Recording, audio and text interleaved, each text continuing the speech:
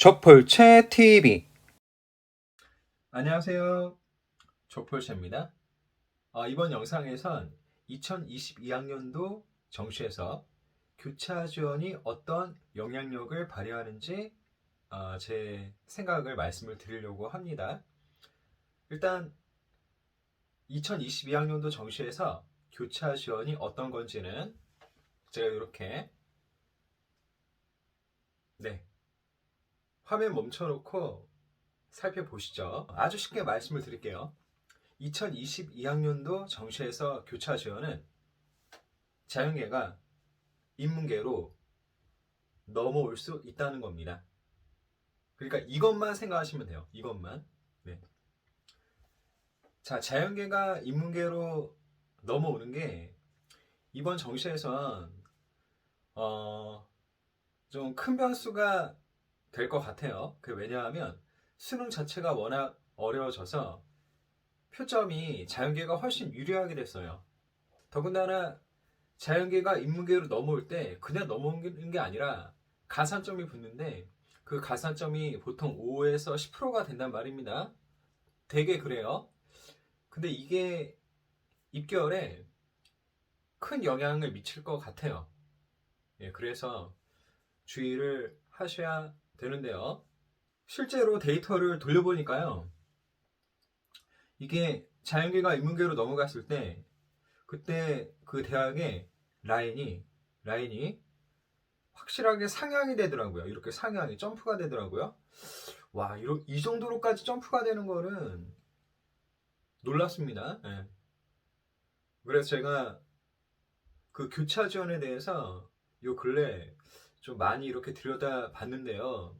근데 그렇게 보다 보니까 교차 지원이라는 게 모든 거에 통하는 뭐 전지전능한 치트키는 아닌 것 같아요. 활용할 여지가 있습니다. 그래서 그걸 말씀을 드리려고 합니다. 자, 포인트는 이거예요.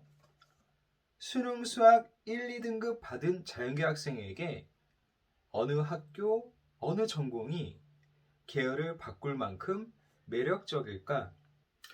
자연계가 인문계로 이렇게 옮긴다는 건 아주 큰 선택이죠. 그건 결단입니다. 왜냐하면 삶의 진로를 바꾸겠다는 거니까요. 매우 중대한 결단으로 보는 게 일반적이겠죠. 일반적으로는 그래요. 그렇다면 그런 큰 결단을 내릴 땐 그만한 보상이 있어야 되겠죠. 그러니까 이게 아주 직관적이고 지극히 인간적인 거예요. 어떻게 보면 비합리적으로 보일 수도 있을 것 같아요. 하지만 입시는 심리전이기도 합니다. 그래서 여기서 좀 더 구체적으로 말씀을 드리면 그 자연계 학생들이 자기의 계열을 바꿀 만큼 큰 결단을 내리는 그런 매력들을 가진 학교가요.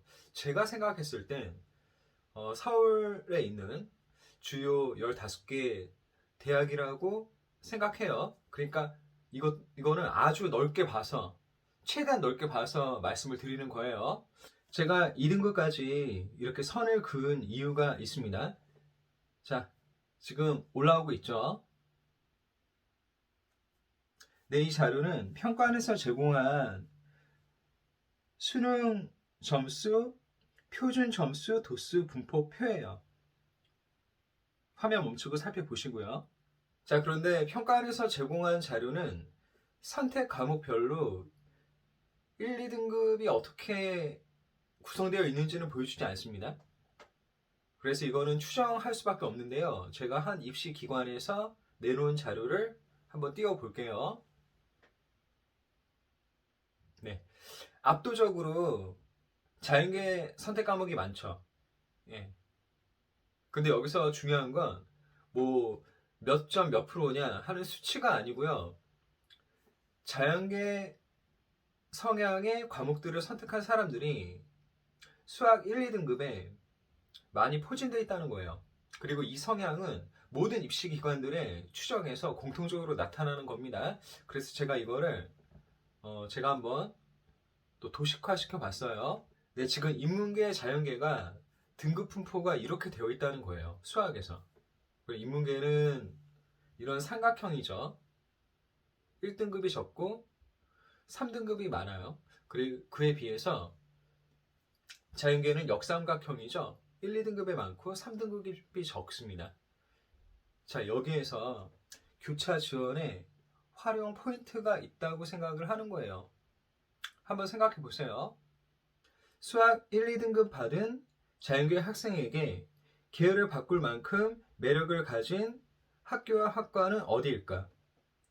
이게 교차 지원의 포인트입니다. 자, 그럼 생각해 보세요. 일반적으로, 이건 일반적인 건데요. 수학에서 1등급, 2등급 받는 학생들이 어느 정도 선까지 학교를 가겠습니까? 일단 인서울은 되겠죠. 네, 당연히 그렇게 되겠죠. 그러면 그 학생들은 교차지원을 생각할 때 인서울 안에서 놀 거란 말입니다. 예. 그러니까 제가 아까 최대한 넓혀서 서울 시내 15개 학교로 말씀을 드렸지만요. 좀 더 현실에 맞춰서 또 이제 말씀을 드리면 그 라인은 더 높아가겠죠. 예, 높아가겠죠.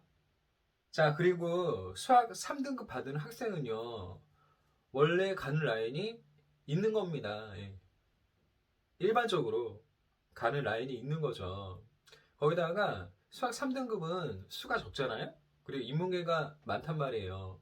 그러니까 이 수학 3등급 받은 학생들은, 자연계 학생들은, 뭐랄까, 그 교차 지원의 카드를 활용하기엔 좀 여건이 안 된다고 볼 수 있는 거죠. 근데 여기서 또 이제 유의할 게 있습니다. 인문계는 자연계로 넘어오기가 거의 불가능해요. 그렇게 보시는 게 속 편합니다.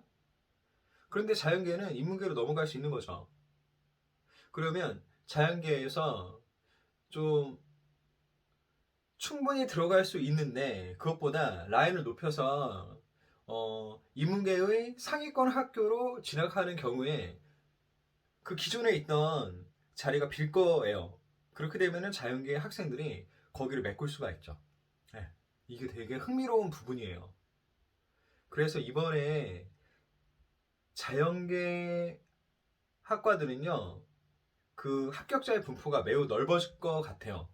그 이유는 자연계 학생들이 인문계로 교차 지원을 하면서 상향 지원을 하면서 그 자리가 비게 될 거란 말이죠. 그러면은 이제 그냥 소신 지원, 상향 지원을 한 학생들이 그 끝자락을 채울 가능성도 있습니다. 그래서 자연계 학생들은 굉장히 고민을 많이 해야 되는 시점이에요. 아슬아슬한 성적권에 있는 학생들요. 예, 그래서 이번에 교차 지원으로 자연계 쪽도 뚫리게 될 가능성이 있다고 봅니다. 하지만 이건 일반적인 건 아니고요. 그래서 적용되는 학교 라인이 한정되어 있으니까 이제 일반적으로 말씀을 드리면요. 특히 인문계 학생들은 수학에서 3등급, 4등급 받은 학생들 있죠. 그 학생들은요. 인서울의 가능성이 있습니다. 근데 그 인서울은 건동홍, 국숭세 요 라인에서 좀 하위학과를 살펴보셔야 돼요. 그리고 그 하위학과들 중에서도 인문계 성향이 매우 강한 과, 특히 어문계열, 그리고 뭐 사학과 이런 과들 있죠. 그렇게 인문계 성향이 강한 과로 지원하시면 교차 지원의 영향력이 매우 낮을 것 같습니다. 그게 왜 그러냐면 계열을 바꾼다는 건 굉장히 큰 결단이에요. 그런데 자연계 성향이 강한 학생들이 그렇지 않아도 인문계열로 바꾸는데 뭐 인문계 성향이 강한 어문, 뭐 역사 이런 쪽으로 갈 가능성은 낮죠. 그래서 그렇게 말씀을 드리는 겁니다. 그러면 이걸 반대로 보면 교차 지원의 영향력이 센 과는 어디겠어요? 예, 인문 분야에서도 뭐 상경 계열 특히 조심을 해야 되겠죠. 그리고 인문 계열 중에서 자연계 성향이 강한 과는 교차 지원의 가능성이 높은 겁니다. 예, 그런 데는 유의를 하셔야죠. 자, 그럼 이제 결론 낼게요. 2022학년도 정시를 지원할 땐 교차 지원을 딱 이 하나의 질문으로 정리하세요. 수능 수학에서 1, 2등급 받은 자연계 학생이 자기의 계열을 바꿀 만큼 매력을 갖춘 학교와 학과는 무엇일까? 어디일까? 이겁니다, 이거. 네. 그걸 생각하면서 여러분이 교차 지원의 영향력을 생각하신다면 저는 많은 도움을 받을 수 있을 거라고 생각합니다. 예. 여러분 한 사람 한 사람에게 좋은 결과가 있기를 계속 응원하겠습니다. 응원할게요. 화이팅! 더 좋은 수업, 더 좋은 세상. 언어를 넘은 치유. 이 꿈에 함께 하셔서 감사드립니다. 그럼 행복하세요. 다음에 또 만나요.